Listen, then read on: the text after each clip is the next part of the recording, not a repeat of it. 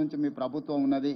మీరు అధికారంలో ఉన్న రాష్ట్రాలలో చేసి మీరు ఆదర్శంగా నిలబడి ఉంటే ఈరోజు తెలంగాణ మోడల్ని మీరు అనుకరించండి అని చెప్పే అవకాశమా మాకు రాకపోతుండే కదా. రాజకీయంగా లబ్ధి పొందాలన్న ఆతృత కనిపిస్తుంది వాళ్ళ మాటలలో తప్ప పకడ్బందీగా కులగణన చేయాలి, జనగణనలో కలపాలన్న ఆలోచనే చేయలేదు. చేయాల్సిన జనగణన కూడా 2021లో చేయకుండా వాయిదా వేసిండ్రు. ఇవాళ అది కూడా చెయ్యాల్సిందే అని చెప్పి మేము ఒత్తిడి తీసుకురావడంతో ఈరోజు వాళ్ళు ముందుకు వచ్చిండ్రు.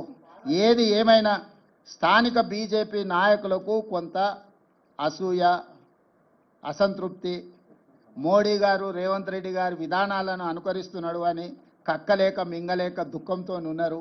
ఇంకా వాళ్ళని ఎందుకు చారి ఇబ్బంది పెడతావు?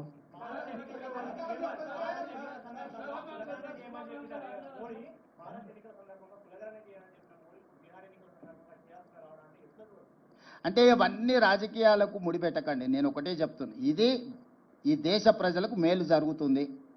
ఏ ఒత్తిడితోనైనా నిర్ణయం తీసుకొని, ఏ అవసరంతోనైనా నిర్ణయం తీసుకోండి. అంతిమంగా ఈ బలహీన వర్గాలకు న్యాయం జరగాలి.